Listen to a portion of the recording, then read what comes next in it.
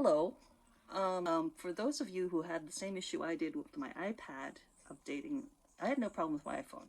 My iPad, however, is really old. It's like first generation Pro and different options. The one that worked for me, I think, because now it's working, is I used the Force iPad OS to rebuild audio routing, which is a safe reset. That doesn't delete all the data.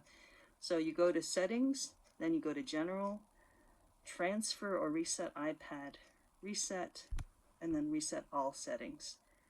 And I let that run overnight and came back to this morning and was able to hear my voice on certain apps that weren't working before.